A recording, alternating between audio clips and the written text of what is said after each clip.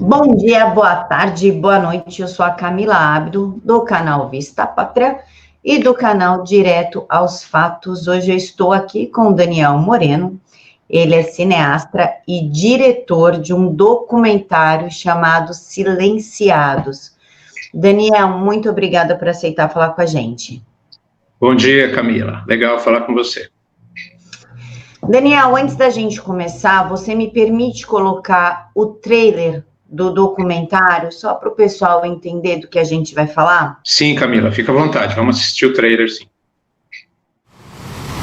Imagine o seguinte: nunca mais você vai acariciar os cabelos do seu filho enquanto você estiver vivo.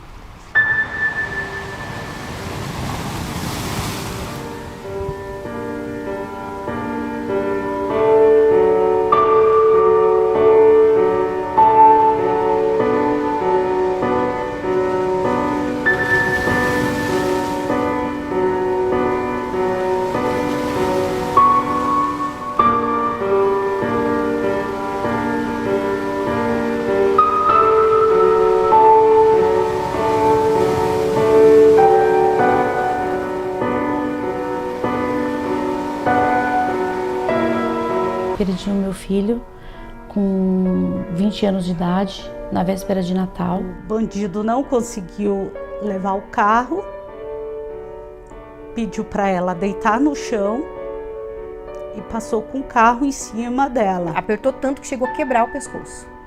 Ele tinha 6 anos de idade. E eu falei, por favor, não faz isso. Meu marido falou, foi um tiro. Ele ficou pesquisando a minha vida 5 dias. Você acha que é uma criança? Era um moleque de 16 anos e que passou com o carro em cima dela de propósito. Só o cinismo impede as pessoas de enxergarem que quem está matando são esses protegidos. Direitos humanos para todos, mentira. Direitos humanos para bandido. Eu nunca fui procurado por direitos humanos. Para mim não houve justiça em nenhum momento. As informações chegam distorcidas para a sociedade. E eu não quero viver com raiva. Eu quero lutar uma luta justa. Eu só pergunto isso, até quando a gente vai viver de impunidade?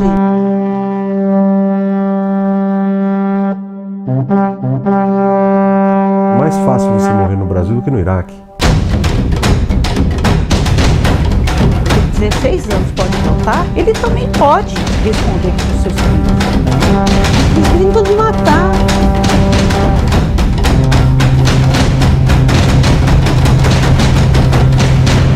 Isso não é vingança. Que vingança que pode trazer o meu filho de volta? Vou perdoar a pessoa que matou meu filho. Não existe isso.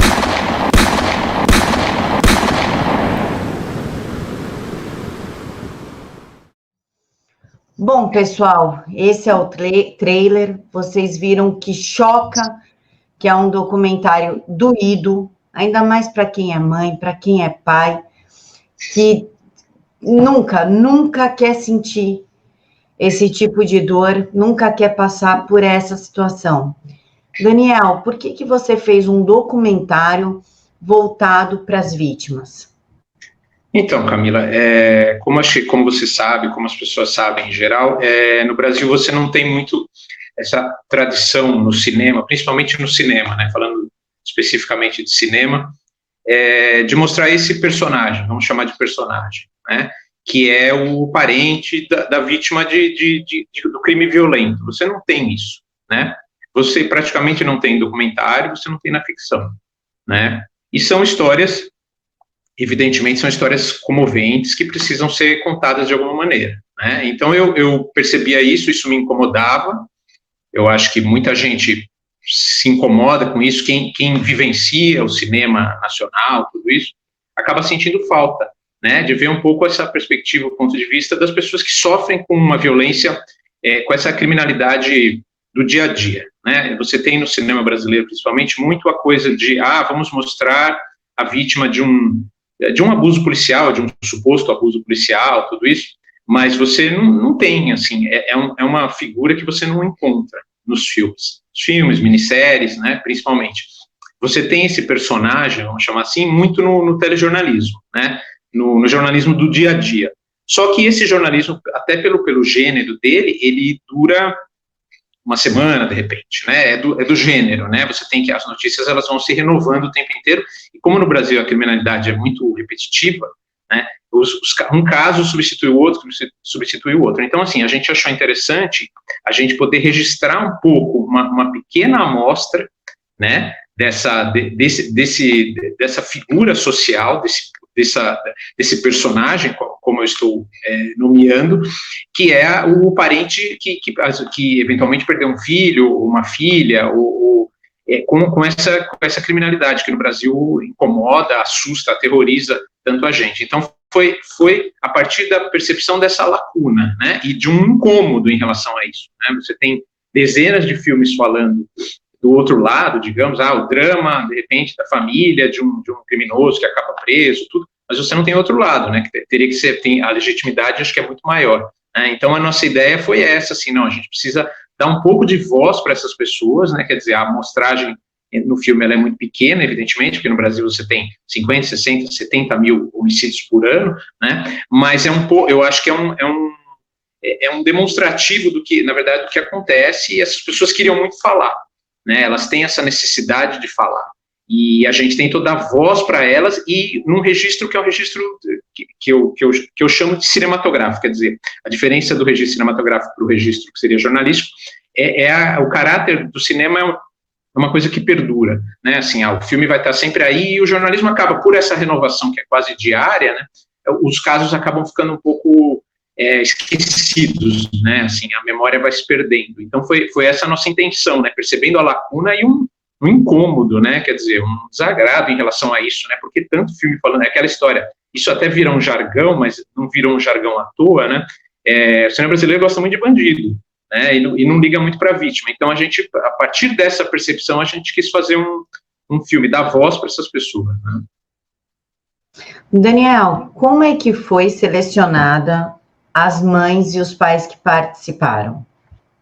Então, Camila, é o seguinte, como eu falei, são muitos casos, os casos são centenas, são milhares de casos, né? Então, assim, o que aconteceu?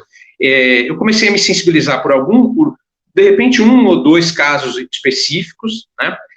Limitado geograficamente pela região de São Paulo, que a gente não teria no projeto condição de filmar em outros estados, então a gente pensou, não, e São Paulo é uma cidade extremamente violenta, com muitos casos como esse. Aí eu fui a 2 mães, na verdade, e o que acontece? Essas pessoas, elas conhecem outros casos, então uma mãe me levou a outra, que me levou a outra, até um ponto em que eu tive que parar, porque senão eu não pararia mais de filmar essas pessoas, né, porque elas querem falar, elas têm essa necessidade de falar, principalmente depois, eu acho assim, depois que os casos acontecem, existe uma grande atenção da mídia, e essa atenção depois ela se dispersa, né, ela se dissipa até porque surgem outros casos. Então, assim, eu fui numa mãe que me levava a outra, que me levava a outra, né, assim, os casos acabam eles se multiplicando, né, então foi a partir disso. Agora, em relação à primeira, à segunda escolha, quer dizer, casos que me tocavam, que me sensibilizavam, assim, né, quer dizer, uma mãe que perde a filha, morta pelo primo, ou então a mãe que perde o filho, que estava na porta de casa, estava tocando o interfone, e por causa ali de 20 segundos, né, assim, de uma oportunidade infeliz, o bandido rouba o celular dele, não satisfeito em roubar o celular, ainda atira, né, então são casos que tocam a gente, né, e a partir disso, eu fui chegando em outros casos, em outras mães e pais também, né, até o momento, como eu falei, que eu tive que parar, né, porque os casos são muitos. Daniel, você teve que lidar com a dor dessas mães e desses pais. Como é que foi, nos bastidores, ter que lidar com isso? Porque quem assiste já chora. É impossível você... No trailer você já chora. É impossível você assistir algo dessa profundidade sem chorar. Como é que é ter contato com isso e manter o equilíbrio? Como é que foi? Então, eu acho assim, Camila, são 2 pontos que são os mais importantes aí para o nosso trabalho, nesse caso específico, lidando com esse material específico. né? O primeiro é o seguinte, é ter a noção de que a gente não estava fazendo um filme qualquer, né? A gente estava lidando com uma situação que era muito particular, trágica e íntima dessas famílias, então a gente teria que ter muito cuidado como é que a gente ia fazer essa entrada com elas, né? Com muito respeito, quer dizer, tentando encontrar um equilíbrio que não é fácil entre você ser o mais verdadeiro e documental possível, mas evitar, de repente, um sensacionalismo, um emocionalismo que, de alguma maneira, pudesse parecer uma exploração dessas emoções e desses sentimentos dessas pessoas. Então, assim, essa foi a minha primeira preocupação, né? Quer dizer, que a gente tentasse manter, durante o processo, uma integridade, porque essas histórias não são essas histórias não são minhas, né? Diferente, de repente, de um outro documentário, até de um filme de ficção, as histórias não são minhas, as histórias são delas. Elas estão emprestando essas histórias para que eu pudesse realizar um filme. Então, isso era muito importante. E segundo, quer dizer, como você mesmo está dizendo, as emoções ficam muito à flor da pele, né? E os pais e as mães se abriram na nossa frente.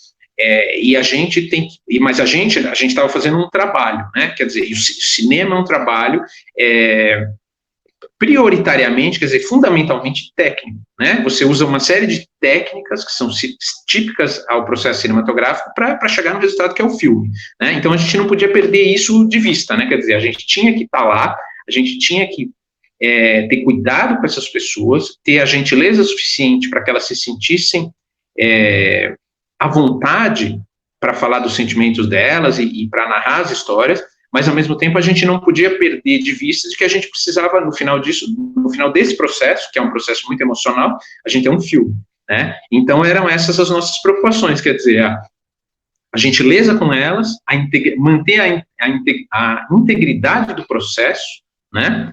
Ser verdadeiro, mas sem ser sensacionalista ou algo assim, o que é até natural, quer dizer, que a gente responda aquilo, né? Você vê uma pessoa, você está filmando uma pessoa chorando, quer dizer, é natural que você responda aquilo de maneira emocional, então a gente tinha que tomar cuidado com isso, e ao mesmo tempo a gente ter tecnicamente um filme que pudesse ser entendido como filme, né? Assim, é mais ou menos a história, guardadas as proporções, é a história do fotógrafo de guerra, né? Quer dizer, ele está ali numa situação, de repente, que é terrível, mas o trabalho dele é fazer um recorte daquilo de forma que aquilo seja entendido no meio que ele está trabalhando, no caso é a fotografia. Então, no nosso meio, no caso, o meio cinematográfico, a gente tem que fazer o recorte, mas de forma que, no final, ficasse compreensível como uma obra cinematográfica, né? Então, a gente ficou aí nesse equilíbrio entre a emoção e a racionalidade, aí, no caso. Né, quer dizer, não vamos esquecer que a gente está aqui fazendo um filme, esse filme tem que ser inteligível, inclusive porque,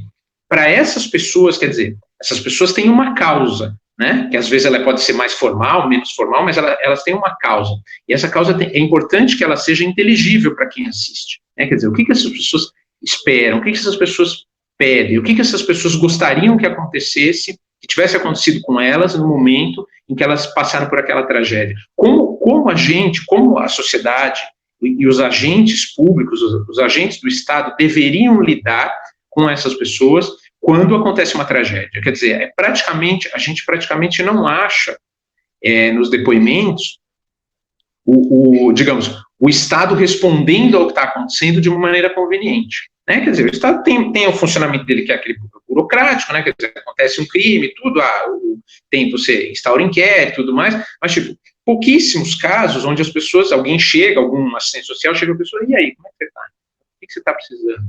Né? Você está precisando passar por um psicólogo e, às vezes, até por um psiquiatra, quer dizer, como é que você está segurando essa barra? Né? Então, era importante para a gente não perder de vista isso, quer dizer, isso tem que ficar um registro para que quem for assistir, que seja um político, policial, enfim, um promotor, quer dizer, as pessoas não esqueçam que o tratamento às vítimas e aos parentes das vítimas, no caso de crimes que são fatais, ele não fique mecanizado, né? Quer dizer, essas pessoas não são números, elas não podem ser números. E a gente percebe que isso não existe hoje, né? A gente até percebe, eu posso afirmar, sem medo de estar errando por muito, que há um cuidado maior com a família do criminoso do que com a família da vítima.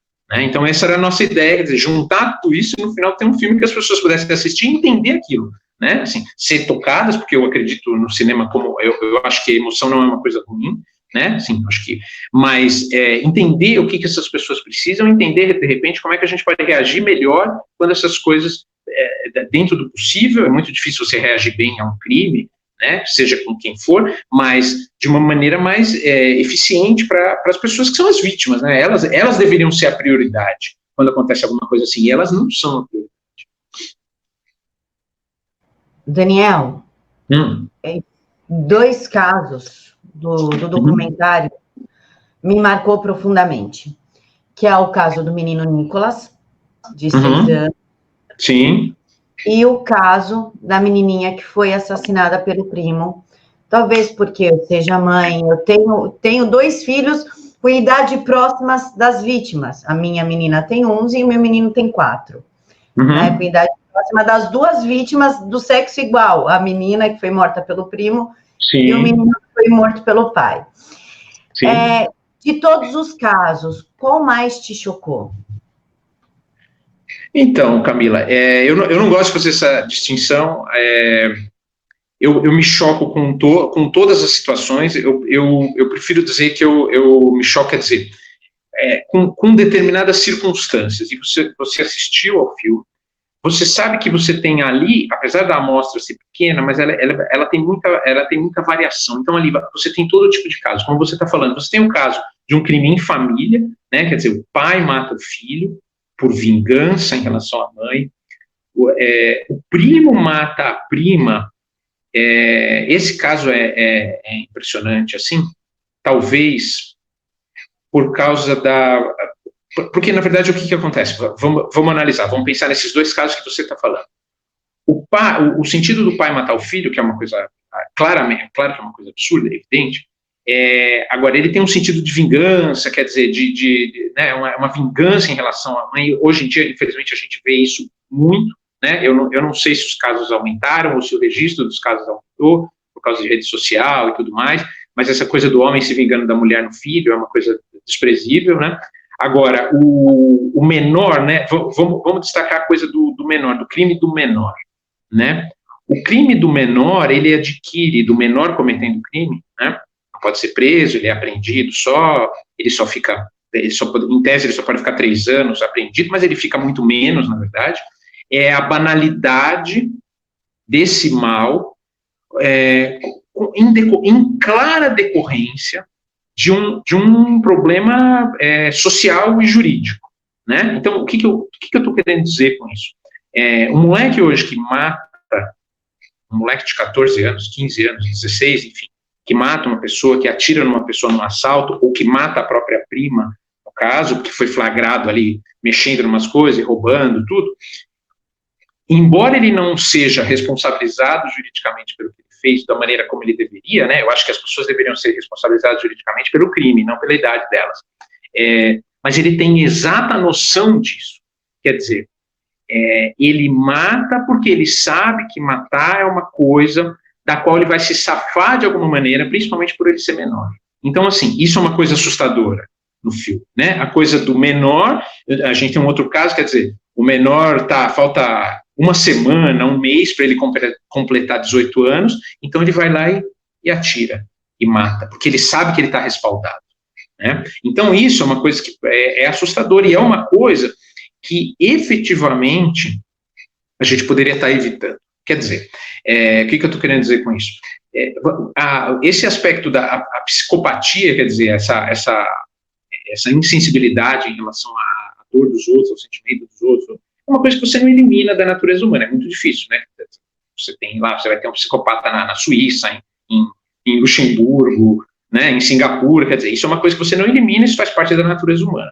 Né? Você pode, de alguma maneira, tentar monitorar isso, tentar se precaver, tentar se antecipar a isso, né? Assim, uma pessoa que é diagnosticada com algum distúrbio, você de repente, monitorar essa situação para evitar que ela parta para uma violência real, né? Isso sempre vai ter, o que eu quero dizer, é muito difícil se eliminar.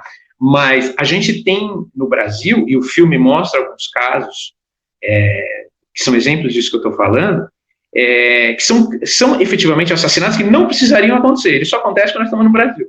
Eles só acontecem porque no Brasil há uma cultura, né, de ordem muitas vezes jurídica, né, de você, o garantismo e tudo mais, quer dizer, você garante, você ao longo do tempo, ao longo dos anos, você garante tantos direitos, vamos falar assim, para quem faz alguma coisa errada, que isso, de alguma forma, fica no imaginário dessas pessoas, né, e elas sabem, então, né, por exemplo, o menino que tem 17 anos, isso a gente tem no filme um pouco, poxa, se eu matar, vai me acontecer muito pouco, só que matar me dá poder, me dá prestígio no mundo do crime. Então, ele aproveita para cometer esse crime antes de fazer 18 anos para estar marcado, como se ele tivesse um carimbo ali. Poxa, esse cara é um cara, esse é um bandido de primeiro nível, vamos dizer. Esse cara já matou, né? Então, assim, ele só faz isso porque ele sabe que não vai acontecer nada, o que vai acontecer para ele é muito pouco, né? Se ele tivesse, no outro lado, a perspectiva, a percepção de que se ele fizer isso, ele vai pegar uma cadeira elétrica, ele não faria, né? Então, ou se ele atirar num policial, ele vai pegar 50 anos de cadeia, né, com possibilidade de ter condicional, assim, de sair para semiaberto daqui 30 anos, ele não faria isso, né? Quer dizer, eu não estou falando do psicopata, eu estou falando do criminoso, né, do cara que está inserido no crime. Então, é uma coisa que impressiona. Você está me perguntando, o que me assusta? Me assusta tudo, todos os casos são assustados, mas me assusta isso, quer dizer, esses crimes não precisariam, efetivamente não precisariam estar acontecendo, eles só acontecem como resultado de todas essas políticas públicas e de toda essa coisa, as pessoas chamam de bandidolatria, quer dizer, essa proteção excessiva, muito além do que seria o mínimo aceitável, né, em termos de direitos humanos e tudo mais, para quem comete crime violento, né? Então, assim, se você pegar os Estados Unidos, o cara sabe que ele não pode, se ele atirar numa pessoa, ele tá ferrado, né, quer dizer, e se ele matar, ele realmente vai ficar 30 anos preso, né, não estou falando de uma briga, de uma coisa assim, não, eu estou falando desse crime do cara que vai lá e, banalmente, está no meio de um assalto, já roubou o celular e ainda atira, e ele atira 2 vezes, né, no caso do nosso filme, ele atira uma vez, não dá certo, e ele atira de novo, ele já estava de posse do celular. Então, é uma coisa que esse cara não faria se a cultura onde ele foi criado, onde ele cresceu, fosse uma cultura de, olha, não seja violento, porque se você for violento, você vai arcar com consequências muito graves para a sua vida, né? E isso, então, para mim, é assustador, continua sendo assustador até hoje. Daniel, eu tive contato 2, 3 vezes com a mãe do Thiago, e também é um caso que marca, porque você sente a dor dela. A primeira vez que era uma manifestação, eu abracei ela, na segunda eu olhei ela, já comecei a chorar, e para não piorar a situação dela, eu preferi me afastar, porque com o relato da mãe do Thiago, a gente tinha o contato com a dor da mãe e com a impunidade do Estado, porque o menino, o assassino do Thiago, já tinha uma ficha corrida antes do crime e mal cumpriu pena.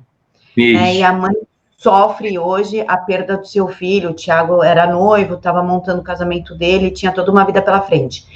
Como é que foi lidar com a experiência do contato real da impunidade? Como é que foi essa sensação? Então, eu acho assim, a percepção que a gente tem, né, quer dizer, essa é uma percepção que não é privilégio meu, quer dizer, qualquer pessoa que esteja minimamente informada, tudo vai ter essa percepção, mas quando você lida com os casos, quer dizer, quando você sai do que seria o número, a estatística, você pega casos específicos, como você está falando, quando você olha no rosto dessa mãe, a coisa muda um pouco de figura, né? Então, assim, a questão da impunidade no Brasil, e praticamente todos os casos que a gente tem no filme são casos onde a impunidade é um signo, ela está lá, né? Quer dizer, em maior ou menor escala, mas ela está lá. Ninguém esteve livre desse fantasma da impunidade. Ele está lá, cada um em um grau diferente, mas ele está lá, né? Então, ou em duas maneiras, ou na impunidade que é absoluta, né? Que eu considero o menor de idade, quer dizer, a impunidade é praticamente absoluta. O cara não responde. Ele mata uma pessoa com 17 anos e ele não responde por aquilo, né? Até a impunidade da pessoa que, de repente, deveria ficar o resto da vida na cadeia, mas não fica, né? Assim, tem uma série de atenuantes e daqui, de repente, em 10 anos ou 15 no máximo, ele está na rua de novo e está tendo a vida dele, né? Então, isso é uma coisa muito assustadora, e o que me assusta também, Camila, é que eu não vejo, hoje ainda, uma resposta suficiente dos representantes do povo que têm sido eleitos, ou pelo menos na eleição passada, eleitos dentro desse paradigma, quer dizer, o paradigma de o brasileiro, que é o brasileiro comum, vamos chamar assim, o brasileiro que é ordeiro, que é pacífico, que paga suas contas, que quer ter sua vida em paz. Quer dizer, eu não vejo à altura, uma resposta desses representantes à altura ainda. O que eu quero dizer com isso? Eu quero dizer o seguinte, nós não vivemos uma situação de normalidade. O que a gente vive é uma situação muito distante do que seria uma situação de normalidade.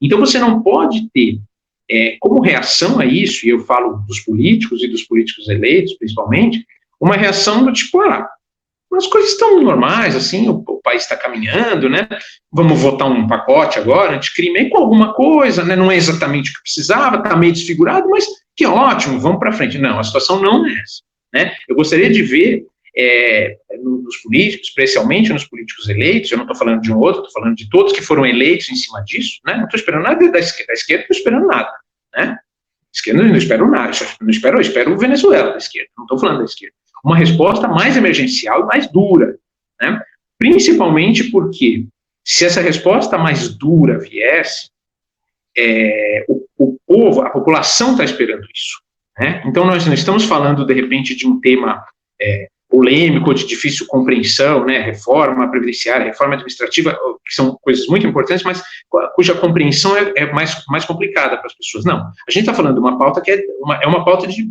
80%, 90% dos brasileiros, né, a luta contra a impunidade e um apoio mais efetivo, principalmente ao trabalho da polícia, né, assim, a gente vê agora no caso de Paraisópolis, quer dizer, quando a polícia, ela 5 minutos depois de qualquer coisa que acontecer, a polícia já é culpada, né, assim, então você não precisa ter perícia, você não precisa ter uma análise mais, digamos, mais sofisticada do que acontece, não, a culpa é da polícia, né, e então, assim, eu vejo isso com preocupação, assim, e com um pouco de, não diria decepção, mas com um pouco de descontentamento, quer dizer, eu acho que a resposta tem que ser mais forte, mais dura, né, assim, os problemas a gente já conhece, a gente conhecia no passado, a gente conhecia há 5 anos, quando eu fiz o filme a gente já conhecia, a gente precisa de uma resposta mais dura, né, essas pessoas precisam disso, né, tanto as pessoas que já passaram por isso, como o restante da sociedade que quer viver com um pouco mais de segurança, um pouco mais de paz, e hoje em dia a gente não consegue. Então, eu acho, vou reiterar isso,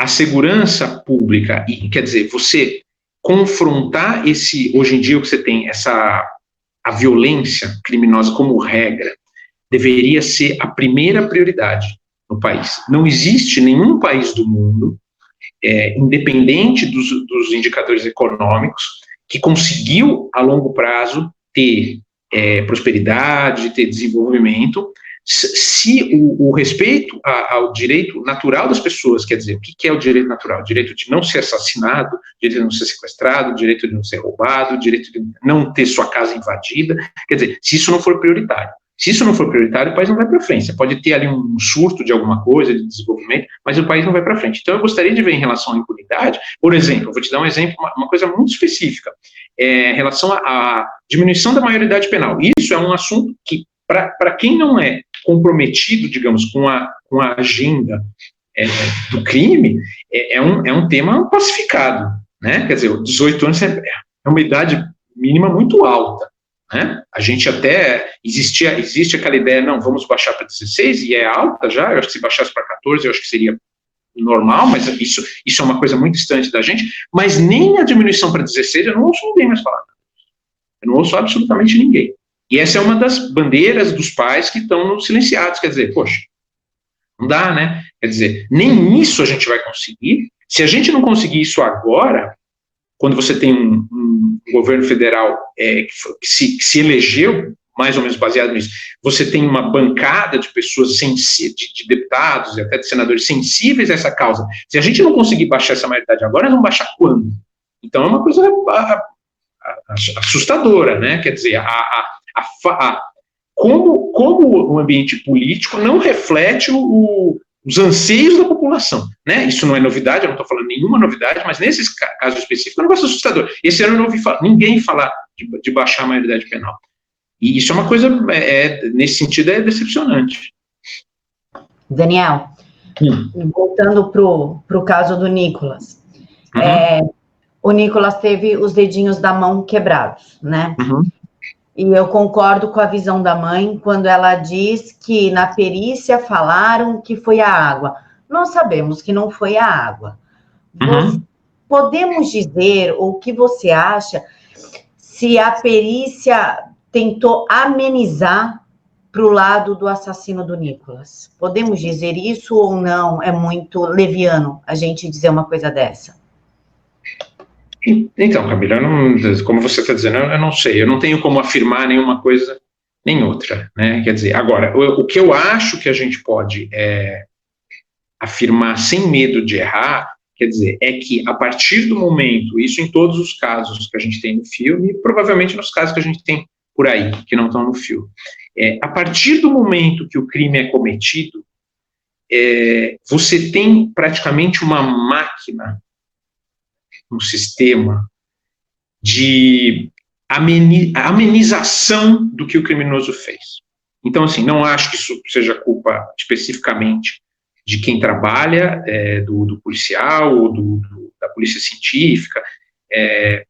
O que você tem é uma cultura, né? Assim, você tem uma cultura de que, e a gente sabe de onde vem isso, quer dizer, de onde vem isso? Isso vem de que você tem uma Constituição que foi redigida por uma classe política, que era resultado direto das tensões do regime militar, né? Quer dizer, do medo, aquela, às vezes, a paranoia, de repente, do Estado usar a força policial para reprimir o inimigo político e tudo mais. Então, você tem o quê? Você tem isso aí vira quer dizer, uma cultura que acaba, de alguma maneira, ela acaba entrando nos procedimentos das pessoas que trabalham com o problema. Então, assim, eu acho que existe muito medo de você, de repente, como você está dizendo, de pesar para o lado do criminoso, né? Quer dizer, as pessoas têm medo, é um receio, uma coisa que está dentro delas, de repente, e isso vem dessa cultura, né? Quer dizer, uma cultura de achar que se o cara, a partir do momento que o cara é preso, por exemplo, ele passa a ser uma vítima do Estado, do sistema, quer dizer, a gente tem que dar a ele todas as garantias para, de repente, ele não ficar chateado, deprimido, tudo mais, né? A coisa da audiência de custódia, né? Quer dizer, a polícia te tratou bem, quer dizer, está faltando alguma coisa, entendeu? Assim, então eu acho que isso, eu não sei, não tenho como afirmar nada em relação aos casos, a gente não entrou nisso, né? Assim, o nosso filme, Os Silenciados, é uma obra sobre personagens, sobre histórias de pessoas, né? Não tem nada, não é investigativo, nem nada disso, mas eu acho que a gente pode supor ou imaginar, sem muito medo de errar, que existe essa cultura no Brasil, né? Quer dizer, a gente tem que tomar muito cuidado para não, de repente, não ofender ou não deixar o criminoso chateado ou parecer que a gente está pesando a mão. E eu não acho, da minha parte, é uma coisa muito pessoal minha, quer dizer, eu acho que as prerrogativas das pessoas que efetivamente são suspeitas, tudo, elas devem ser conservadas e tudo mais. Eu não tenho, não teria como a minha visão disso ser diferente, né? Agora, nos casos, praticamente, acho que em todos os casos do silenciado, nós não estamos falando de suspeitos no que seria a exata acepção da palavra, né? Assim, que no Brasil agora o cara mata a mãe, ao vivo, na televisão, todo mundo viu, ele confessa e o cara é suspeito até o final do processo, o que é uma coisa ridícula, uma coisa até satírica, né? Parece que não é sério, né? Então, assim, nesses casos, a gente não está falando disso, né? Quer dizer, no pai que matou, que bateu, que agrediu o menino e que acabou matando, quer dizer, ele não é um suspeito, né? Então, eu acho que a gente não precisa ter esse medo, de repente, de pesar para o lado dele, alguma coisa que às vezes pode acontecer, e até, de repente, eventualmente, numa perícia, quer dizer, a interpretação dos dados que estão ali, de repente, isso pode acontecer, assim, eu não duvidaria por causa dessa cultura que a gente, infelizmente, tem no Brasil hoje, né? E eu sempre também gosto de salientar a questão do crime violento, né? Quer dizer, eu não estou falando do cara que pegou, está errado também, evidentemente, o cara roubou lá um litro de leite, saiu correndo. Não, nós estamos falando de criminosos violentos, né? Que eu acho que o problema é sempre a violência, né? Daniel, das justificativas para os direitos humanos e para a justiça pegar leve com essas pessoas é que elas são de baixa renda, coitadinho, oh meu Deus. Só que, citando aqui 2 exemplos, os assassinos do Rodrigo, que é o filho do Jorge, e o assassino do filho da Márcia, eles não eram de baixa renda, eles não passavam necessidade, e destacando o assassino do filho da Márcia, ele tem 5 irmãos, né?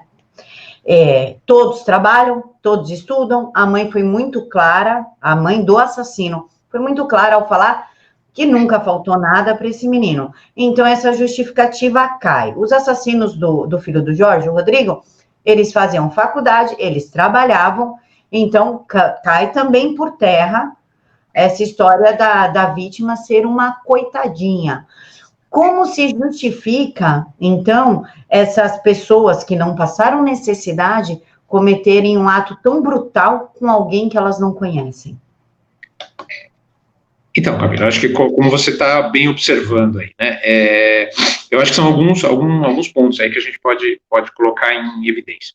O primeiro a gente precisa se livrar, isso é uma armadilha, a gente sabe que isso é uma armadilha da esquerda, né, a esquerda ela vai tentar enxergar qualquer situação de uma perspectiva marxista, né, quer dizer, quem é o opressor, quem é o oprimido aí nessa situação, e vamos ficar do lado do oprimido. Né? E é evidente que isso não sei, esse modelo não serve, né? Assim, a realidade é muito mais matizada, ela tem muito mais detalhes do que isso. Então, acho que cada caso tem que ser analisado de uma maneira particular. Não podemos aceitar esse pretexto de violência como uma resposta ao social, né, quer dizer, a problemas sociais, não porque os problemas sociais não existem, eles existem, é evidente que eles existem, né, quer dizer, eu vejo a violência, e isso é uma coisa importante, como uma linguagem, a violência é uma linguagem, né, então se você pega uma criança, e a linguagem que ela aprende desde pequena é a linguagem da violência, é um idioma que ela vai falar quando ela crescer, né? Então, assim, é evidente que isso tem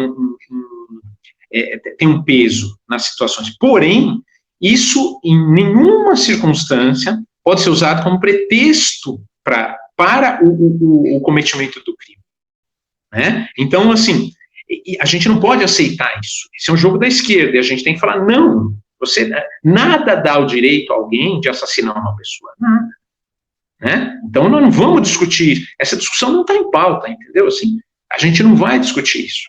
Não obstante, quer dizer, você citou alguns casos, o filme tem alguns casos, e a gente tem no dia a dia do noticiário, a gente vê isso o tempo inteiro, né? A gente tem, quantos homens aí que estão matando ex-mulher, e não tem nada social, claro, né? Não existe o elemento social clássico envolvido, né? Assim, não, o cara é uma vítima da miséria e tudo mais, não tem isso, não é muito claro que não é isso, e os silenciados, ele traz um dado ali que é muito interessante, né, e que eu acho que na minha maneira de entender, deveria eliminar essa discussão, né, a gente teria que passar por um outro ponto da discussão, por uma outra etapa da discussão, que é o seguinte, os indicadores sociais brasileiros, eles, agora, nos últimos 3 anos, a gente teve essa queda por causa do desastre da Dilma e tudo mais, que a gente conhece muito bem, mas antes disso, quer dizer, e por fatores que a gente sabe que não são fatores políticos, né, são fatores externos, econômicos, quer dizer, você teve uma alta de commodity, você teve o dólar caindo muito e tudo mais, o que você teve? Você teve uma melhora dos indicadores econômicos, uma melhora dos indicadores sociais, e ao mesmo tempo você teve um aumento na violência.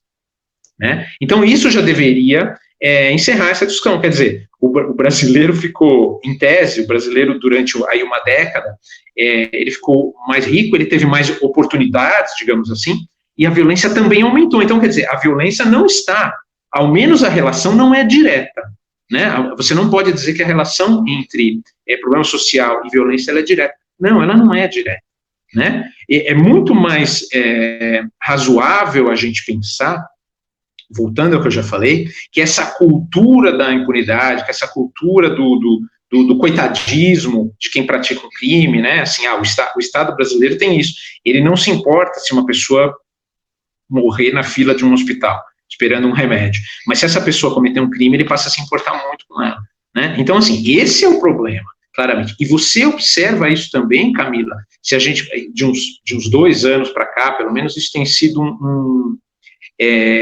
eu acho que tem sido uma constante, quando você ouve, eu não fiz isso nos Silenciados, porque eu acho que os bandidos já falam demais, não era isso que eu não queria ouvi-los, né, mas eles falam muito isso, você percebe assim, fulano, eu atirei porque fulano reagiu, por exemplo, né, então, quer dizer, isso não tem inocência, não tem ingenuidade nenhuma nisso, eles aprenderam esse discurso, né, a esquerda é responsável por esse discurso, a imprensa, a grande mídia é responsável pela disseminação desse discurso, e eu fico muito irritado, eu fico extremamente irritado com os jornalistas que cobrem, às vezes, a página policial, o crime e tudo mais, quando acontece alguma coisa, e eles, quando acontece um crime, o bandido atira e mata a pessoa, e eles estão sempre falando, fulano reagiu, entendeu? Isso não importa, eu não quero saber disso. É evidente que se uma pessoa está sendo atacada, uma das possibilidades que ela tem é reagir, né? Quer dizer, é humano isso, é natural que a pessoa reaja de alguma maneira. E a gente sabe que muitas vezes elas não reagem. Uma das entrevistadas, a Marisa, fala no filme, que é uma coisa curiosa e terrível também, se a gente pensar, que é o seguinte, a gente já está vivendo um momento na criminalidade brasileira onde, se você não reagir, o bandido pode eventualmente ficar ofendido também, porque ele vê aquilo como um sinal de arrogância da vítima, tá? Então, hoje você tem isso. Se você reagir, ele aparentemente tem um pretexto para atirar. Mas se você não reagir, quer dizer, se você demonstrar algum desdém pelo objeto que ele está roubando, ele pode se sentir ofendido. Isso, na cabeça dele, isso vai ser também um pretexto para ele atirar, né? Então, quer dizer, a gente está numa situação que eu não vejo como possa ser pior do que isso. Né? A gente passou uma situação em que, vamos lá, Camila, só para a gente pensar, antigamente você tinha o quê? O cara roubava e ia embora, né? Pegava o que ele precisava e ia embora. Aí a gente passou por uma situação, que é a situação anterior, praticamente, que a gente está vivendo hoje, em que o cara rouba, mas atira também. Quer dizer, ele roubou, ele conseguiu o que ele queria, mas ele vai lá e atira. E nós estamos chegando num ponto agora em que o bandido, e a gente tem casos como esse aí, é só a gente acompanhar o noticiário, o cara nem rouba, ele só atira e vai embora, né? Assim, de repente, como nesse caso da Marisa, quer dizer, o cara fica ofendido, esse celular não é nada para você vai me entregar ele assim? E o cara vai lá e atira. Não tem como a gente ver isso como uma situação normal, a gente vive uma situação de emergência, né? E a gente precisaria encarar e responder isso de uma forma emergencial também. Daniel, voltando na mãe do Thiago, ela fala uma coisa muito emblemática. Ela explica que ela segurou o braço do bandido e, como resposta, ele atirou no Thiago, que não tinha nada a ver com a situação. Não foi o Thiago que reagiu, foi a mãe. E ela fala o seguinte, eles se acham deuses, eles se acham os intocáveis. Como é que você analisa essa frase do bandido hoje se achar um cara intocável, se achar um cara supremo? Então, eu acho, Camila, eu acho assim, isso não aconteceu à toa, né? Quer dizer, a gente não chegou a essa situação à toa. E no caso da Juracy, é uma percepção que ela tem, na verdade, ela sabe disso, né? Quer dizer, ela não reagiu, quer dizer, ela tentou ali, de repente, uma interação, como eu estou falando, que é humana, né? Nós somos seres humanos. Né? E só que isso perturba muito ela. Eu sei que tem perturbado, né? Assim, agora, como eu falei antes, se ela ficasse parada, talvez ele tivesse atirado nos dois, né? Então a gente não tem como prever. Agora, isso só está acontecendo, Camila, porque a gente tem anos e anos dessa cultura se impregnando no imaginário das pessoas, né? Assim, as pessoas elas correm para entender, eventualmente para justificar o que o criminoso está fazendo. A gente sabe que isso não está surgindo à toa, é a esquerda que faz isso, né? Assim, a esquerda vê, a gente pode até analisar dessa perspectiva mais ampla, quer dizer, a esquerda vê, ela enxerga no criminoso um agente de transformação social, um agente da revolução, né? Assim, ele é a ponta de lança para combater a burguesia e tudo mais, né? Então isso não é uma coisa que surgiu naturalmente, quer dizer, isso é uma coisa que vem há décadas sendo plantado, e a gente chegou hoje no ápice disso, né?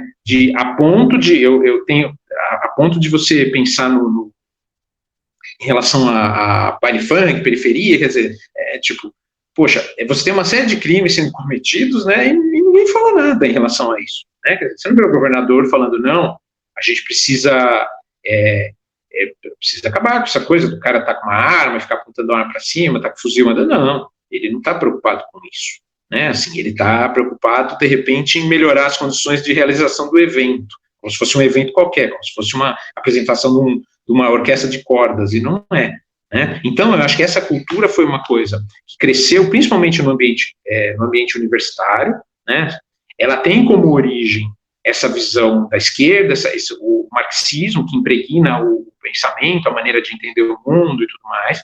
Muito esquerdista vê, e esquerdista que eu digo, professor universitário, agentes do direito também, lógico, a gente sabe disso, né? Vê o criminoso como um agente de transformação social, né? Como um soldado da revolução social contra a burguesia, né? E agora, que essas pessoas tenham essa visão, eu acho até natural, é o que eu falo, eu não espero nada dessa gente, né? O que a gente precisa ter é uma resposta que seja mais dura, e eu não estou falando uma resposta dura de resposta violenta, não, mas é uma posição firme, quer dizer, não, nós não vamos mais aceitar isso, né? Assim, a gente não tem como aceitar, e a gente precisa resolver isso, né? Mesmo porque, embora o sofrimento em relação à violência ele atinja todas as classes, né? Quer dizer, você não pode, a gente não dá para falar assim, isso é uma coisa, por exemplo, crise econômica sempre vai atingir mais as pessoas mais pobres e tudo mais. Agora, a violência atinge todo mundo. A gente tem aqui em São Paulo, a gente tem o exemplo do bairro do Morumbi, que é um bairro de alto padrão, o bairro que convive com a violência o tempo inteiro, é um problema que o Estado não consegue resolver, né? Então, assim, apesar disso, é natural a gente pensar que as pessoas mais pobres, mais vulneráveis, elas vão estar mais sujeitas a sofrer essa violência, né? Então, eu falo, um exemplo, assim, banal, mas que eu acho que é uma situação muito, muito séria, e que a gente teria que sensibilizar mais com isso, quer dizer, a pessoa que sai da casa dela, ela está num bairro pobre, e ela tem que sair, tem que andar 2 horas de ônibus, 3 horas de ônibus, ela sai 4 horas da manhã, às vezes, para ir num ponto de ônibus, aquela pessoa está sujeita à violência o tempo inteiro, né?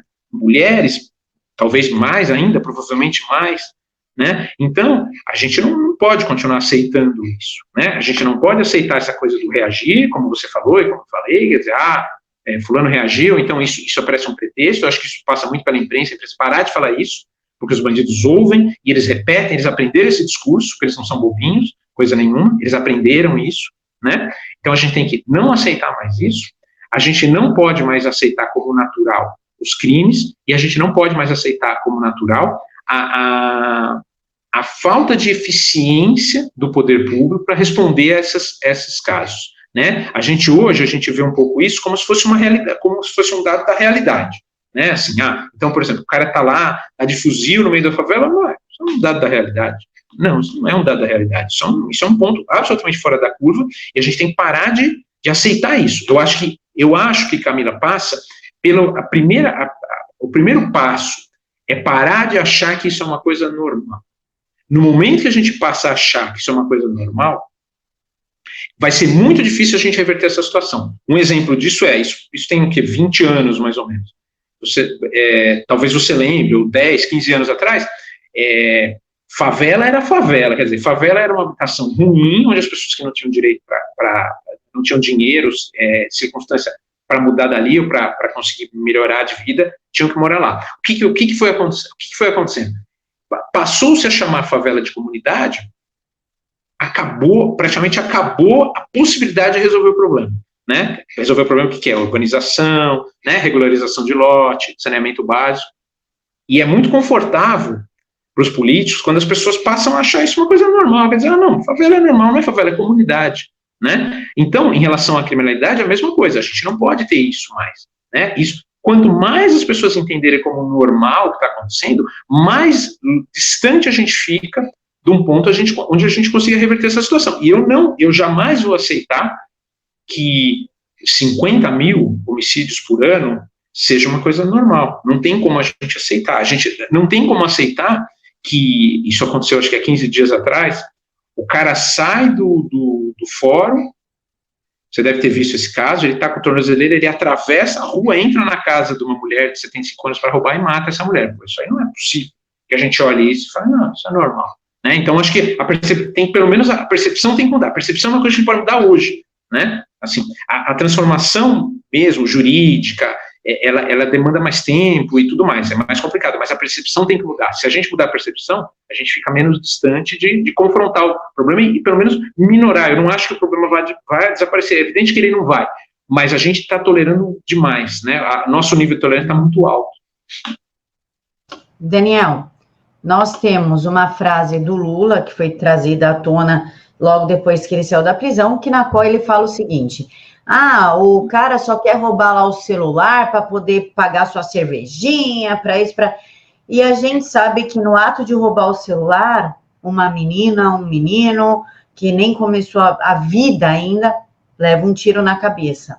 Nós também temos um vídeo muito emblemático dos direitos humanos de um cara que estuprou, torturou e matou uma moça, e na sala lá que ele estava sendo investigado pela polícia, sendo questionado, entre os direitos humanos, que oferece água gelada, oferece balinha e fala para ele: você fala que você estava sob efeito de droga. Aí o cara: não, mas eu não estava, mas você vai falar isso.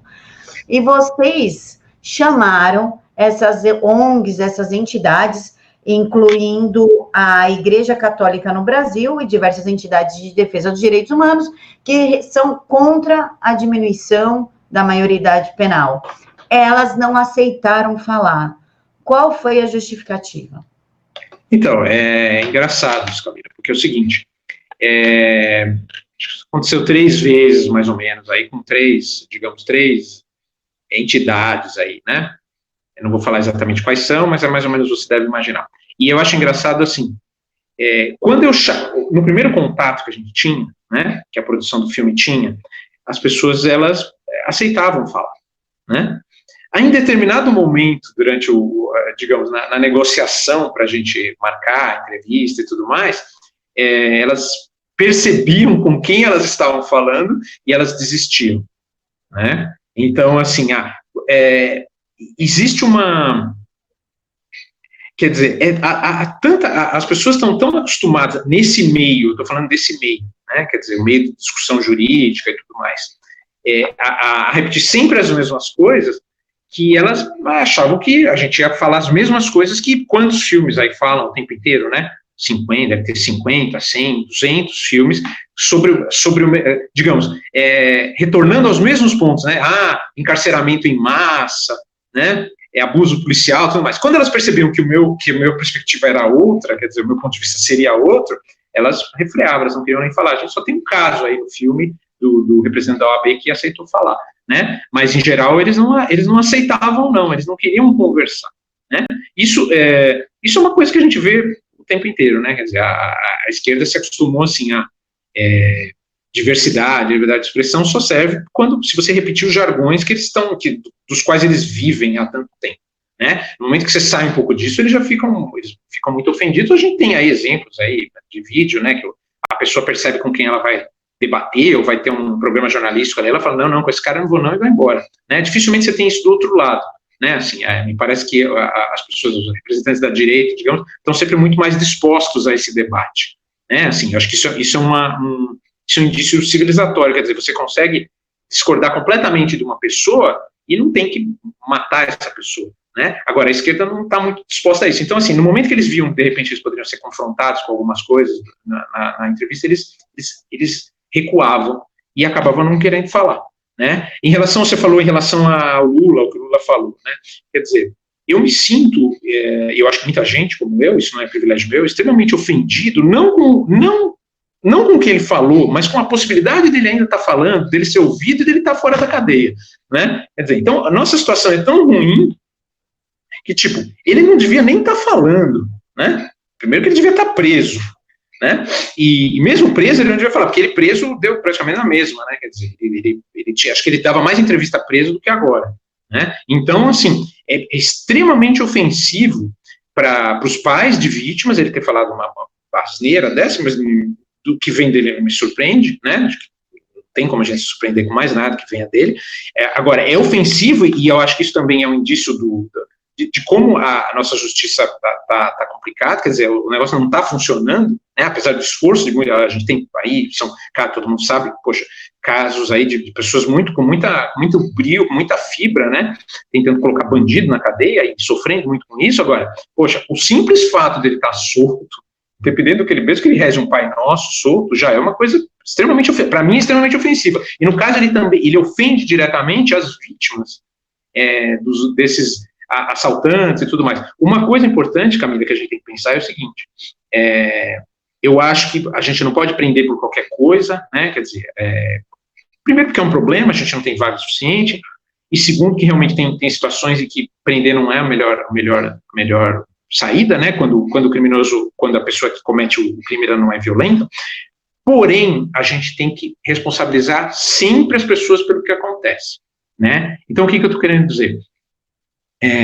Um furto, por exemplo. Furto hoje é uma coisa que, tipo, praticamente, do jeito que a gente está, assim, foi só um furto, não foi nada, né? Mas eu já tive coisas furtadas, e é um aborrecimento terrível, quer dizer, você não sabe o que você está fazendo, né? Você pode estar prejudicando demais a vida de alguém, furtando alguma coisa dela, mesmo sem usar violência e tudo mais. Agora, a gente tem que responsabilizar as pessoas. As pessoas, quando uma pessoa furta, o que acontece normalmente? Isso é uma coisa... Eu vou dar um outro exemplo, você vai entender o que eu estou dizendo. Hoje em dia a gente tem muito essa coisa dos casos de feminicídio, de violência contra a mulher. A esquerda se apropria disso, né? É aquela coisa, a culpa não é do cara, a culpa é do machismo, culpados são todos os homens, não o homem cometeu a coisa, quer dizer, eu tô em casa, tô quieto, não fiz mal nenhum, mas a culpa é minha, né? A culpa não é do cara que cometeu o crime. Só que assim, o que acontece, e que a imprensa não percebe isso, às vezes não percebe porque é burra mesmo, porque as pessoas são burras, ou às vezes não percebe porque não quer perceber, né? A maior parte desses agressores de mulheres, desses feminicidas, o que eles são? Olha só que coisa interessante, e independente de rico, pobre, da região, né? Eles são reincidentes. Então, o que eu quero dizer?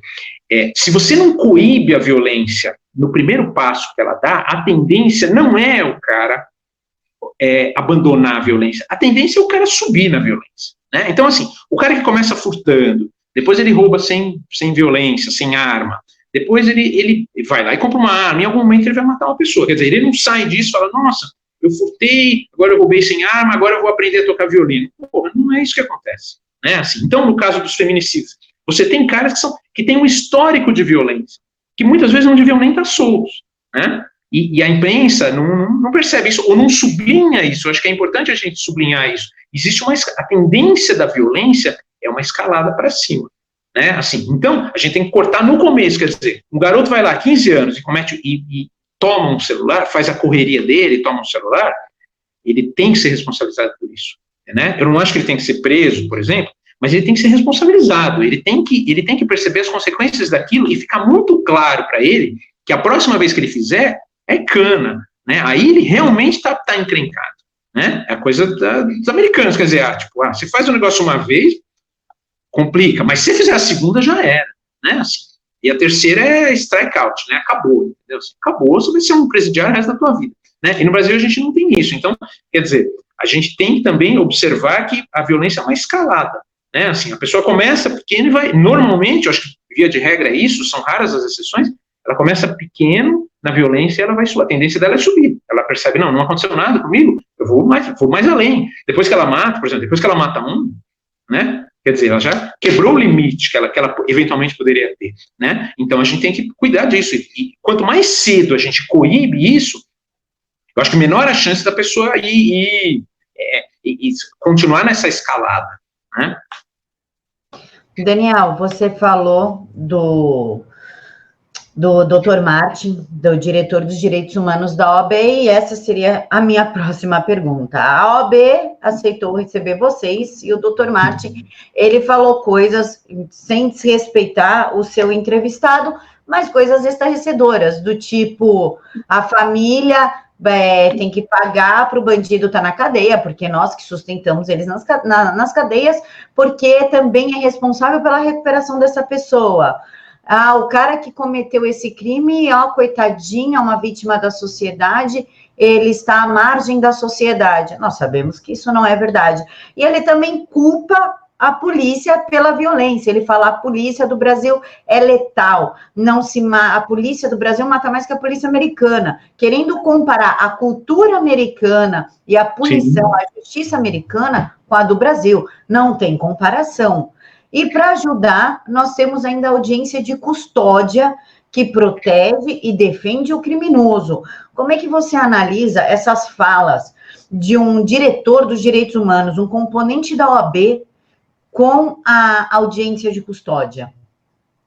Então, eu acho o seguinte, Camila, em relação à questão, vamos lá, são três coisas aí, três coisas importantes, né? Em relação à polícia, é o que você está dizendo, não tem como você comparar, né, assim, mesma coisa que dizer, no Brasil tem muito preso. Não, no Brasil não tem muito preso, né? Se mais de 90% dos homicídios não são jamais esclarecidos, né, quer dizer, então você tem aí, na verdade, muita gente comete crime solta, não só solta, a gente nem tem ideia quem elas são, né? Então, o problema do Brasil não é que o Brasil prende demais, não, o problema do Brasil é que acontece muito crime, né, assim, em decorrência, e aí uma parcela dessas pessoas acaba presa em algum momento, né? Em relação à polícia, não tem como você comparar, né, assim, a letalidade da polícia brasileira você tem que medir em relação aos crimes, né, quer dizer, qual é o cotidiano desses policiais, ao que eles estão sujeitos, né, ao grau de risco que eles têm, né, a gente tem vídeo na internet do policial chegando em comunidade sendo recebido com garrafada, né, ele tá passando ali, jogam água nele, ou coisa pior, quer dizer, a polícia, ela tá trabalhando sob tensão o tempo inteiro, né, é um outro mito que a gente tem, também propagado pela esquerda, quer dizer, a cadeia no Brasil, ela é desumana. Não, a cadeia é péssima, né, porque os serviços públicos no Brasil são péssimos, né, então, assim, não tem como você ter uma cadeia de Dinamarca num país que trata o contribuinte da forma que o Estado brasileiro trata, né? Então, assim, em relação ao primeiro ponto que você falou, e aí a gente fala da audiência de custódia, que eu converso isso com o Martim no documentário, que é uma questão que eu coloco para ele, eu acho extremamente injusto, né? E acho até ofensivo você imaginar que é o que a gente tem no Brasil hoje, quer dizer, o cara comete o crime, ele vai lá e mata, assassina uma pessoa, como a gente tem lá nos silenciados 11 casos ali de assassinatos, né, de homicídios, patrocínio ou homicídio. Aí o que você tem? No momento que ele comete o crime, o contribuinte que não cometeu o crime, o que envolve a vítima do crime, o parente da vítima do crime, ele é obrigado a cuidar do bem-estar do criminoso, e não só isso, Camila, ele é obrigado a arrumar uma profissão. Eu acho esse argumento muito engraçado, né? O cara comete o crime, ele vai preso. Aí é o seguinte, aí o Estado fala para a vítima assim, olha, cara, agora você vai ter que arrumar uma profissão para ele. Porque se você não arrumar uma profissão para ele vai sair e ele vai cometer um crime de novo. Poxa, não é possível, não tem como a gente levar a sério o negócio desse, né? É uma distorção terrível, né? Eu acho que os criminosos, o que eles tinham que ter? Eles tinham que ter garantido o que é o mínimo da dignidade ali, a comida, o local para dormir. Agora, tudo que não é isso, eles tinham que pagar, tá? E não é só isso, Camila, que isso é uma coisa que tem nos Estados Unidos e no Brasil a gente não tem essa cultura, não tem esse hábito, que é o cara responder no criminal e responder também no civil. Quer dizer, o cara foi lá e matou alguém, ele vai responder no criminal. O Estado, a demanda do Estado, tudo mais. Mas ele vai ter que indenizar a vítima também. Tá? Isso é uma coisa importante, né? E é uma coisa que no Brasil a gente não pensa, né? É o mínimo, né? Quer dizer, ou mesmo em outros casos que não seja assassinato, o cara roubou o carro de um cara, foi lá, arrebentou o carro. Tá aqui, o carro devolveu, a polícia recuperou, ele tem que pagar esse prejuízo. Isso teria que ser o mínimo, era a primeira coisa que teria que acontecer, e no Brasil não acontece. Então, no Brasil, o criminoso faz o crime, no momento que ele comete o crime, a pessoa que não cometeu o crime, a pessoa que está honesta, que está trabalhando, está pagando a absurda carga tributária que a gente tem no Brasil, ela tem que garantir que ele aprenda uma profissão, porque senão ele vai cometer o crime de novo. Isso é piada, isso não dá para ser sério. Não tem como a gente achar que é sério. E a audiência de custódia que você está falando, eu acho que aí foi assim, digamos, a gente chegou ao estado da arte da coisa, né, assim, o cara cometeu o crime e aí você tem um aparato para ele dizer como é que ele está sendo tratado depois que ele cometeu o crime, né, assim, se ele precisa, como você falou, se ele precisa de alguma coisa, se ele quer água, se o policial de repente, sei lá, riu dele, né, assim, se ele foi humilhado, tá tudo errado, né, Camila? Não é possível, não tem como a gente continuar, eu insisto nessa tecla.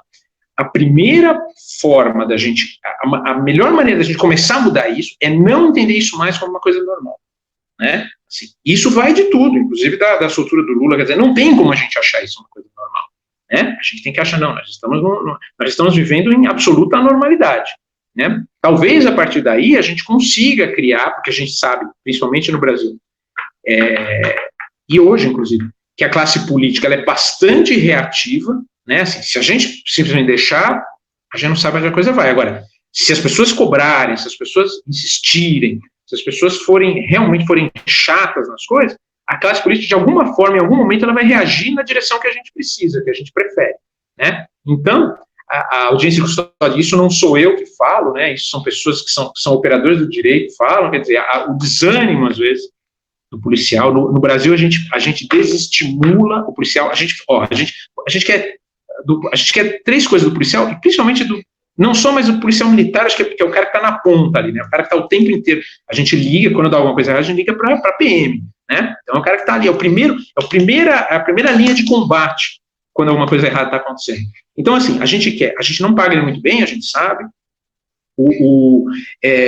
a retaguarda que ele tem, que a família dele tem, se acontecer alguma coisa errada, não é das melhores, a gente sabe disso, né? Ele dependendo de onde ele mora, ele é um pária social, quer dizer, ele não pode mostrar que ele é policial, senão ele morre. Só que a gente quer que ele resolva os crimes, quer dizer, que ele esteja lá, que ele esteja no lugar certo, na hora certa, que ele não seja violento, que ele resolva o problema, de preferência, sem que ninguém se machuque, principalmente o bandido. E aí ele, depois de tudo isso, de repente, numa audiência, numa coisa assim, ele ainda tem que passar por uma desonra, quer dizer, a gente desestimula o policial o tempo inteiro a agir. É assustador isso, né? Assim, é assustador como a gente ainda vê, a gente vê na internet muito isso, o policial que ainda tem orgulho de ir lá e falar, eu peguei, principalmente aqui em São Paulo a gente não tem tanto, mas a gente às vezes vê vídeo no Nordeste do delegado que pega um bandido, ele mostra o bandido e fala, esse cara é o cara, eu peguei, aqui na minha cidade não tem isso está acabando, né, assim, porque o policial ele é tão desestimulado a fazer o trabalho dele, que me surpreende como muitos sempre façam de forma heróica até, como a gente sabe disso, né, quer dizer, quem vai trocar tiro com os caras é ele, entendeu? Então, acho que a audiência de custódia é o estado da arte disso, né, quer dizer, tá faltando alguma coisa pro bandido, ele tá precisando de alguma coisa, tá chateado, entendeu? Prefere ser tratado de uma outra maneira, é ridículo, né, cara? Daniel, eu estava no grupo do WhatsApp das mães, né, que participaram do documentário, mais algumas. Eu não aguentei os relatos e saí. Eu acho que a gente precisa ter um certo preparo para aguentar esse tipo de relato. Vocês pretendem, mesmo você tendo tido essa experiência, esse contato real com a dor, com o desespero, vocês pretendem fazer a parte 2 do documentário?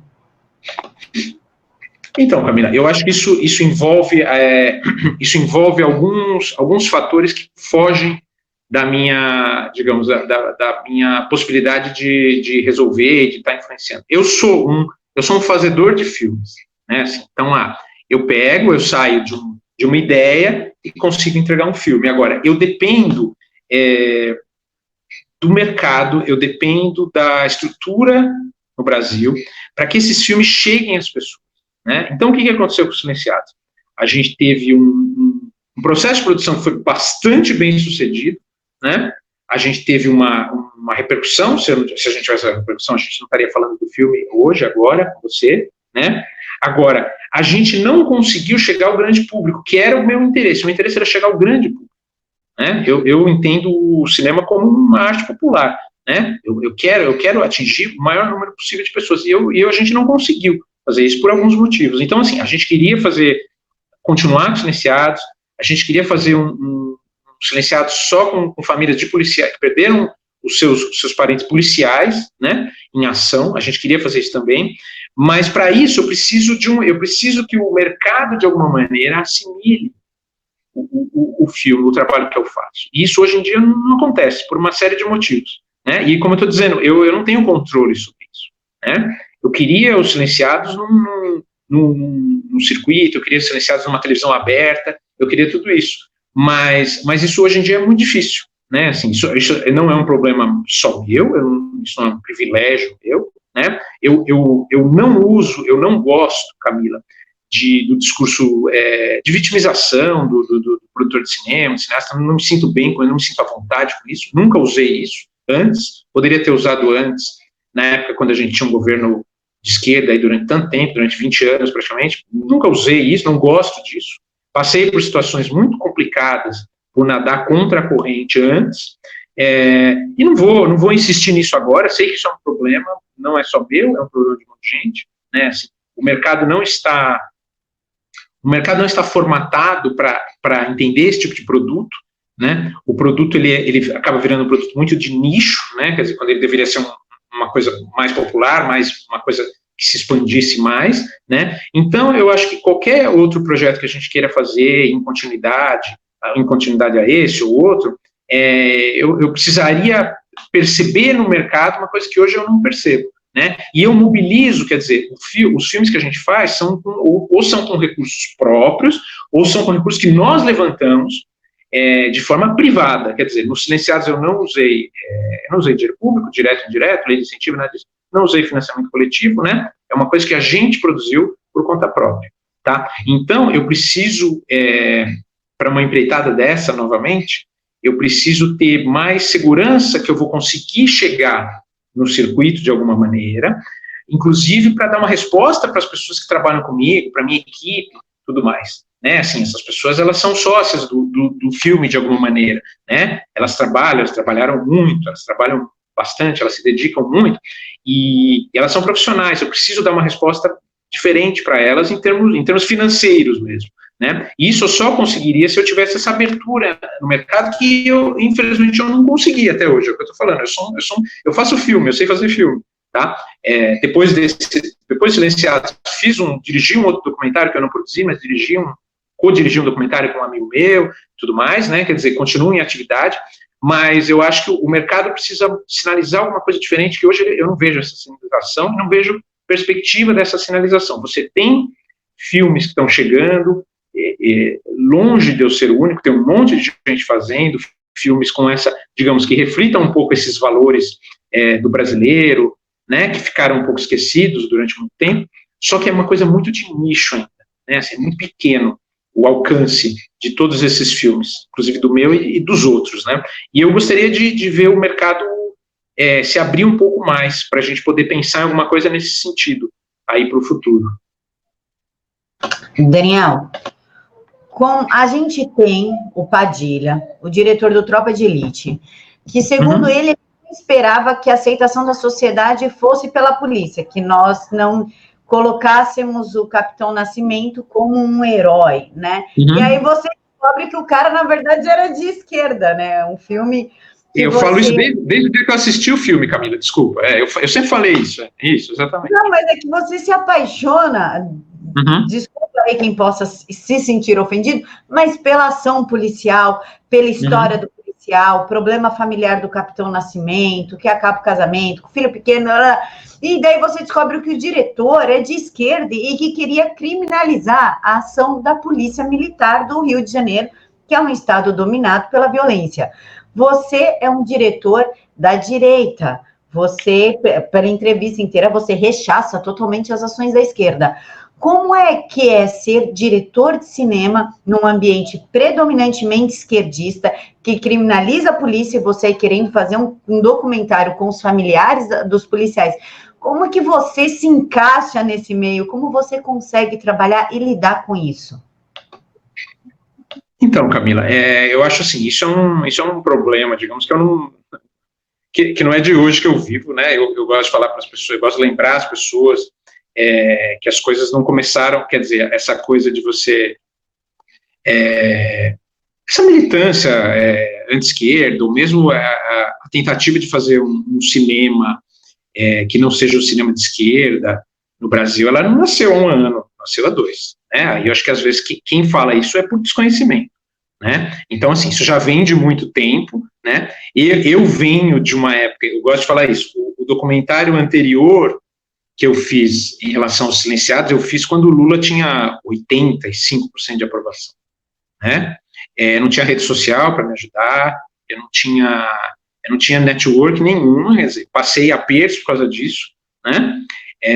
Então, assim, isso é uma coisa que eu convivo, e como outras pessoas, eu não sou o único caso, não, há bastante tempo, né, assim, no meu caso específico, é o seguinte, eu demorei para formular algumas coisas, quer dizer, eu sabia que as coisas, eu não aceitava algumas coisas que eu via no cinema brasileiro, desde a época da faculdade, né, eu fiz faculdade de cinema, mas eu não sabia formular aquilo, né, eu sabia que estava errado, não concordava com as coisas que eu via, mas, e não só eu, algumas pessoas, quer dizer, você ficava meio à margem daquilo, né, mas eu tinha uma visão um pouco ingênua, né, eu achava que eu podia entrar naquilo e de repente mudar de alguma forma, né, o que é ingenuidade, né, você não muda um esquema que é um esquema que seja distorcido, ou você não muda ele por dentro, isso não existe, né. Então, assim, eu demorei para perceber, demorei para formular as coisas na minha cabeça, né? Agora, eu acho que todo mundo que não é de esquerda, na verdade, o que você tem, né? No cinema, na indústria cinematográfica, de modo geral, e não é só no Brasil, não, né? Quer dizer, você tem isso praticamente no mundo inteiro, né? Porque hoje a indústria de cinema, ela é hoje, diferente de há 40, 50 anos atrás, hoje a indústria de cinema ela é toda... digamos, ela é forjada no ambiente universitário, que é um ambiente dominado pela esquerda, né? Então você tem isso o tempo inteiro, não é só no Brasil. No Brasil, as coisas que são ruins, a gente brinca, né? No Brasil elas são sempre piores, né? Mas isso acontece praticamente no mundo inteiro, né? É um ambiente dominado pelo pensamento de esquerda, né? Então, assim, o que você tem? Qualquer pessoa que saia disso, você tem 2 possibilidades, né?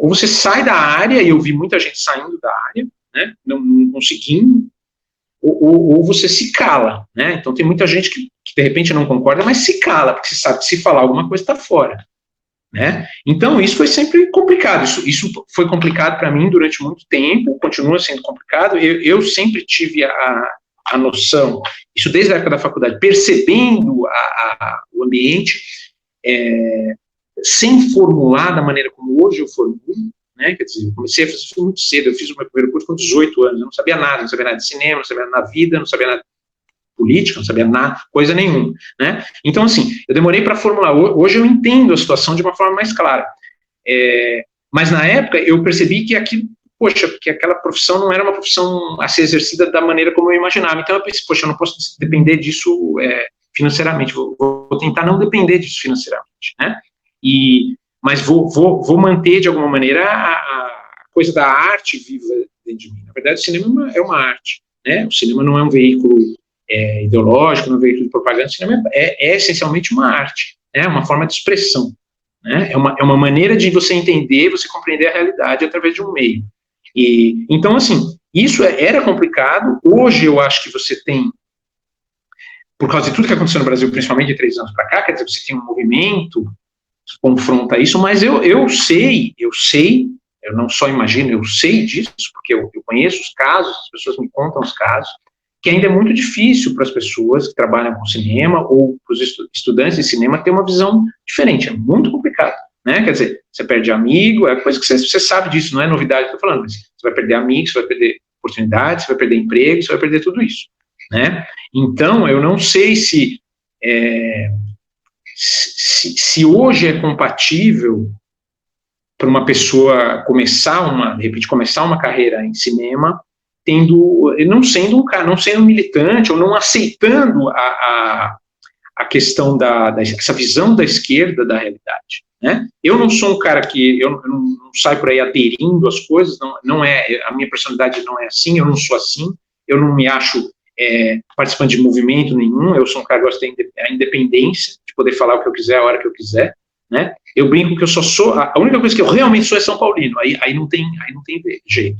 O resto, eu acho que depende da situação. Agora, eu sei o quanto a esquerda tem feito mal para a humanidade e para o Brasil, especificamente, e para o cinema brasileiro, né? Assim, isso para mim é muito claro, né? Então, eu sempre procurei ser uma voz, em maior ou menor dimensão, de questionamento em relação a isso. É o que eu falo. Eu não comecei isso ontem. Eu não vi na direita um nicho de mercado. Não, eu estou nisso há bastante tempo. Eu já apanhei bastante e apanhei quieto, né? Assim, então, é complicado, Camila. Continua sendo complicado. Não vejo muita perspectiva dessa situação mudar a curto prazo. Quer dizer, de você ter um cinema menos contaminado, né, por essa visão de esquerda. E no Brasil a gente teve aí, praticamente durante 20 anos, o cinema brasileiro foi um cinema de realismo socialista, basicamente foi isso que você teve, né, assim, você tem personagens que se repetem dentro de uma cartilha ideológica, né, não importa, hoje em dia eu acho engraçado as pessoas falam, nossa, agora vai ter censura, que é uma coisa idiota, um histrionismo bobo, sendo que durante todos esses anos você não tem nada, quer dizer, o que a realidade mostrou? A realidade mostrou que os filmes não saíam de uma cartilha ideológica, né? O que realmente importa é o resultado, é o que está na tela, e esses filmes não saíam dessa cartilha, eles seguiam uma cartilha bastante definida, né? Assim, então você não precisa ter um órgão censor para você exercer esse domínio, você exerce esse domínio durante o processo, né? Quer dizer, você vai enquadrando de tal forma as pessoas que todo mundo que pensa diferente vai saindo, vai caindo, né? Vai ficando à margem. Né? Então, é uma coisa complicada e eu acho que só com uma profunda transformação na maneira como se entende a indústria cinematográfica, você vai conseguir mudar isso. Né? Você não vai mudar isso simplesmente imaginando que você vai ter, nós vamos ter filmes diferentes, filmes de direita, agora vamos ter filmes de direita. Então, nós vamos pegar todo o roteiro que for apresentado, vamos ler ele inteiro e falar, esse roteiro aqui é de direita. Não, isso aí é um desconhecimento profundo que é o fenômeno cinematográfico. O cinema não é assim. Né? Se o cinema fosse assim, você não teria. Se o cinema fosse um texto escrito que simplesmente se converte em imagem, você não teria o processo cinematográfico. Não é isso. Você não consegue fazer isso. O que você tem que transformar, mudar, é o paradigma da indústria, é mudar a forma como a indústria hoje ela é organizada. Né? Porque se você tem uma indústria, se você tem órgãos que são funcionalmente pensados pela esquerda, você não consegue simplesmente mudar os personagens e falar, não, agora isso aqui virou um órgão que vai estimular com que mais filmes de direita apareçam por aí. Isso não existe, isso é uma incompreensão dos processos. Né? Então, assim, como a indústria é funcionalmente elaborada e mantida pela esquerda por décadas, ela não vai se modificar se você simplesmente trocar os personagens, não é assim que funciona. Né? É que nem você pega a Securitas do Ceausescu e fala, não, agora essa agência de inteligência aqui, nós vamos fazer ela trabalhar para o outro lado. Não existe isso, porque ela funcionalmente é comprometida. Né? Então, eu acho que é complicado, né? Continua sendo complicado, mas pelo menos hoje você tem gente fazendo, você tem um monte de gente aí fazendo filmes, que são filmes, eu não gosto muito, Camila, de falar filme de direita e tudo mais, eu acho que são filmes influenciados por uma visão de mundo diferente. Né? Porque eu acho que o cinema não deve servir a programa político nenhum. Né? Assim, acho que o cinema não é isso. O cinema é um fenômeno diferente disso. Né? Assim, agora, não adianta a gente ficar fazendo vista grossa para 20 anos de filmes, que são filmes que foram elaborados dentro de uma cartilha muito definida. Né? Assim. Daniel, você gostaria de fazer as suas considerações finais? E sim, dentro das suas considerações, explica como faz para o pessoal ter acesso ao seu documentário. Tá certo. Então, Camila, eu agradeço, eu fico muito feliz quando as pessoas lembram dos Silenciados, né, assim, já faz 2 anos aí, mais ou menos, é bom a gente poder falar, explicar algumas coisas. O filme, neste momento, ele não está em nenhuma plataforma, mas ele está disponível para quem quiser fazer sessão em qualquer lugar, pode fazer, é só me procurar, vai lá no silenciados.net, manda um e-mail, a gente cede deixa eu ver se é esse mesmo endereço ainda, a gente cede a cópia do filme para a pessoa passar, é de graça, a gente só quer que seja uma sessão pública, né? E o que acontece?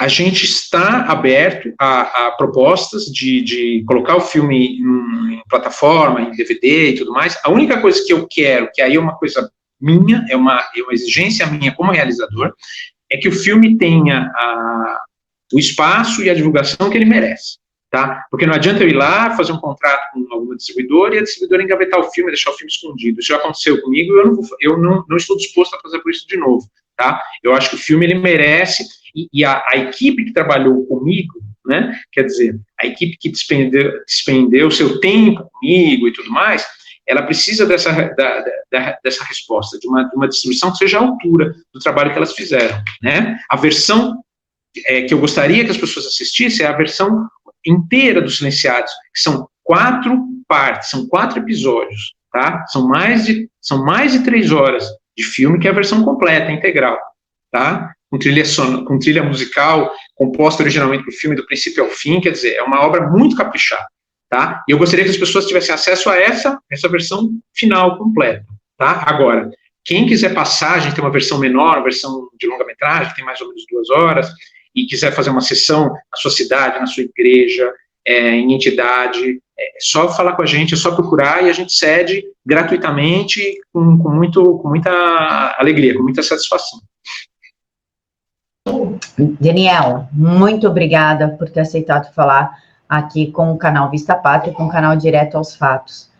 Muito obrigada pelos seus relatos e por explicar como que é essa violência, né? Você teve contato com a violência real, você viu a vítima.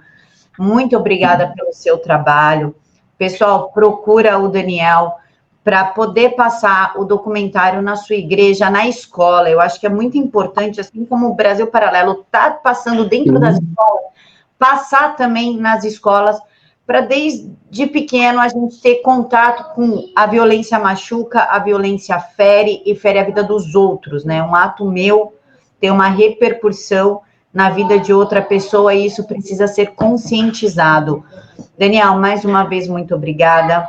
Pessoal, o canal tem Apoia-se, é só clicar aqui. Eu vou deixar para vocês a página dos Silenciados, o site dos Silenciados, tudo aqui na caixa de informação. É só clicar e ir atrás que vocês vão conseguir sim falar com o Daniel e reproduzir o documentário, que é extremamente importante. Vamos dar um pouquinho de voz e espaço às vítimas. Pessoal, muito obrigada por assistirem até aqui.